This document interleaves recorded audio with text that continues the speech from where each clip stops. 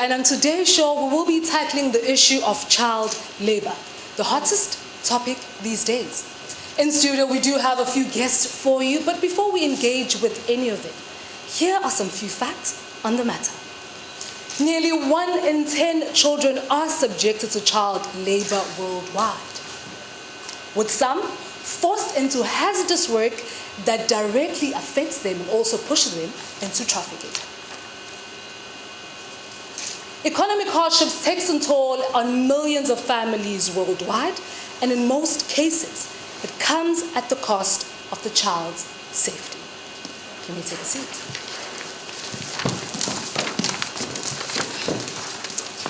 A 160 million children were subjected to child labor in the year of 2020. And in addition, 9 million were at risk due to COVID-19. Almost half of them are in hazardous work that directly affects their health and also their moral development. In most cases, child labor occurs when a family is facing financial issues, poverty, the loss of the job creator, or the death of the primary caregiver. The consequences can be staggering. And in nearly every case, it affects the children's health, it affects them in terms of school, it restricts their fundamental rights and also threatening their futures. And now, to get on with the business of the day, we do have Mr. Rag of Rugs and Carpets Factory. Sir, your records suggest that 1,000 of children lost their jobs in the past year due to the new proposed child labor law. What is the situation now? Thank you. That is true. But if you look outside the gates of our rug and carpet making factories, what do you see? Children dismissed by factories 2 months ago. Some have even came with their parents seeking to be re-employed. The situation is really confusing for us employers. And no one of those dismissed children had gone back to school as projected. Half of them are employed somewhere else. Some are actively seeking work. But Mr. Rag, let us not forget about the issue of migrants and refugee children, many of whom are rooted by conflict, disaster, and even poverty. Trafficked children are subjected to human violations. And let us not speak about our girls who are sexually exploited on a daily, while our boys are exploited by armed forces and even large groups. What is your comment on that, Mr. Rag? You know, these days, each time I stop next to the traffic lights, I see one of my former friends selling flowers or drugs. And they would always plead with me to re-employ them. And just last week, a mother who used to bring her 14-year-old daughter to my factory confronted me on my way to the office with shame. Said her daughter had been raped twice after being forced to prostitution. So, I must re-employ her. I employ all migrants and non-migrants. I provide a living for them. Really, why are we blamed employers for employing needy children? All right, thank you so much, Mr. Rak, for your input. You may take a seat, sir. Before we proceed, here are some more facts on the issue at hand.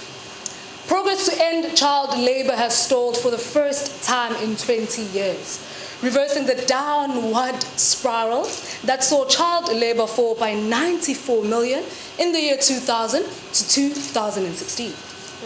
The incidence of hazardous work in countries affected by conflict-armed responses is 50% higher than the global average. And now, we do have children who for 5 years have been under child labor. How are you?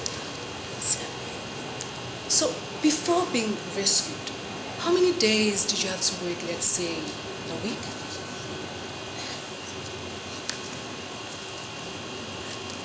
I began at 5 a.m. and ended at 8 p.m. every day. I had a half-hour break at midday. There were 3 overseers to ensure no time wasting. One foreman was there to use a strap to whip us awake. My home was a good mile away, and I had to walk every day to and from the factory. In the mornings, I could barely walk. My brother and sister sometimes used to, out of kindness, put me under each arm and run with me to the factory gate. And my legs would drag on the ground. As a result of the pain, I could not walk. I never got into bed before 11 p.m. My mother gives me my food and has to shake me awake, as I sometimes used to sleep. I used to sleep with the food in my mouth.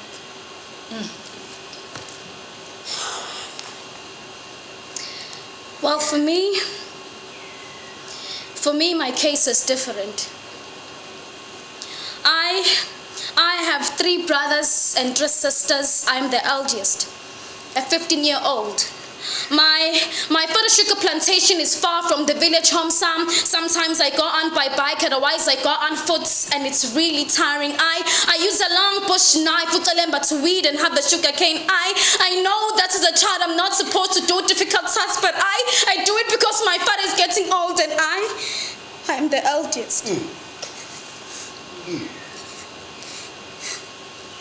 He doesn't have strength anymore. So I have no choice but to help him, maintaining the plantation on a full-time basis. Is this how our children should live? Really? I do see a hand there, ma'am. The floor is yours. I want to focus on the UN articles on the rights of the child. You know, the most crucial and exceptional aspect is not Article 32, that is designed to protect children from economic exploitation. Give us more. You know, articles such as 12 and 15, these are so impotent because they establish the rights to freedom of expression and association that include the participation to the range of children's rights.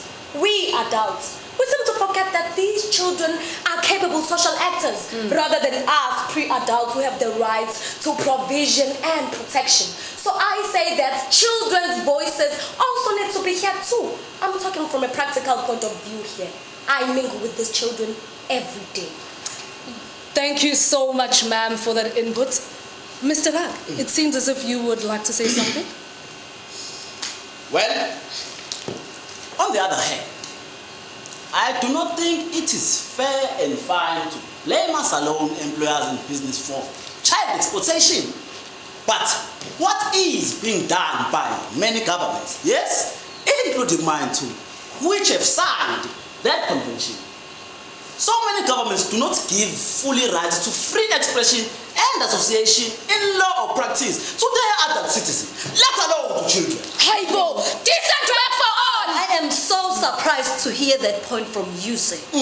Indeed, everyone must listen to smaller voices. Their strengths and capacities should be strengthened too. Children should be involved in planning, implementing and evaluating actions taken for their welfare. Children who work are the children who don't have time to play and have fun and are forced to drop out of school. They are forced to be adults and to take on the responsibilities for which they are not yet prepared for. So, are you suggesting children participation in society to be enforced? Certainly, yes. As active instead of passive partners. This is a new millennium. We must adapt to consequences of change cooked by us decades ago. Children are capable beings too. But let us be frank here. Eliminating child labor is so challenging. Each case is unique and requires remediation and support activities. Tackling child labor is a journey for us all. Definitely it is. It definitely is. These views are exciting. They're very encouraging. But are we not attempting to be idealistic? Dreamers? No, not at all. What about the ILO conventions, the trade union policies?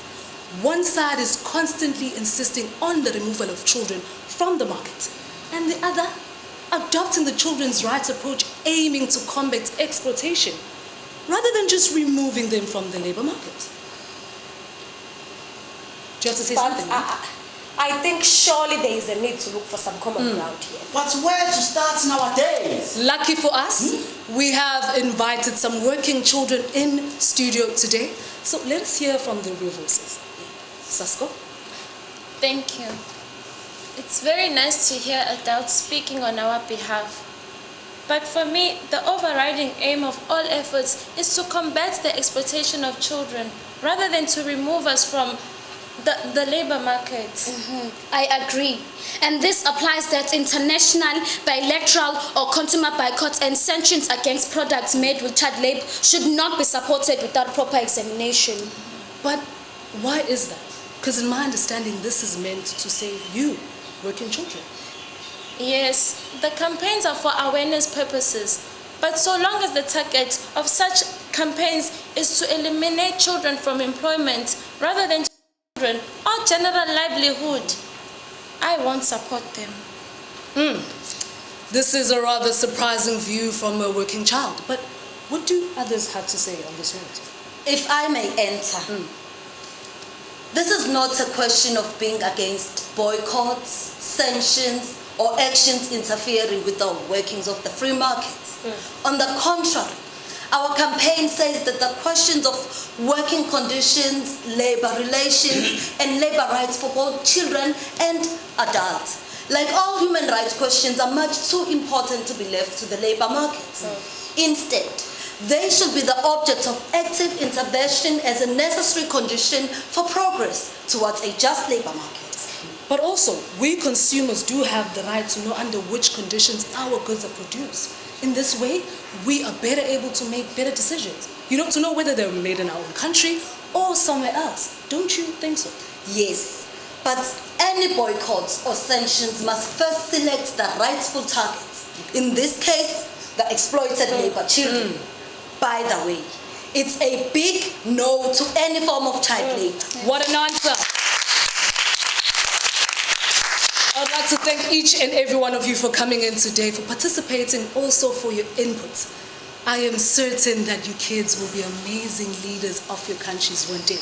But before we close the show, the listening to the children's TV program, I would like to hear last few words from our guest, and then music will follow.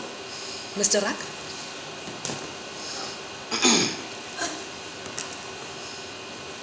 Our business position is, let the labor market play its role on the issue of child labor. We satisfy their basic need, money. If they don't work, they'll starve together with their families. Hi-ho! To everyone involved in this child labor issue, I simply say, also think about us who can't make ends meet at the end of the day. If we are taken care of at family levels, we won't become child laborers. as a compromising start towards the elimination of child labor, supports our campaigns aimed at reducing children's working hours, ensuring children are not engaged in dangerous work, providing working children with better pay, access to education, and the right to associate or speak, kodwa-ke, and ideally, no child labor at all. Definitely not. The ban on child labor without the rehabilitation program will never benefit the children, but instead they will lose. I have evidence of dismissed children who are now working as prostitutes. Some are even drug sellers. Their main concern is never about education, but it is about the means of trying to find alternative sources of income. Yes. So I say that the rehabilitation programs also need to be supported even by the businesses too. Yes. And I also say that the children that will be dismissed from labor must be safely returned back to schools and training. We must support increased access to quality education and provide support to children as well as with their families. Yes. Definitely, I'm sure you would all agree that today's program was an eye-opener for all of us. I can imagine that some of the products that we consume on a daily were probably made by exploited children. This is a big challenge to all policymakers to make sure that all products that they make or design are children-friendly. Banning all forms of child labor and making sure that children are at school would definitely be best. Communities, parents, working together with the local and national governments need to make sure that child exploitation is a thing of the past. With that being said, we do know that there is still a long way for all of us to go, but if we come together and we show that we are communities that care, we will go further. That is it from us. Thank you so much for your input, and good day.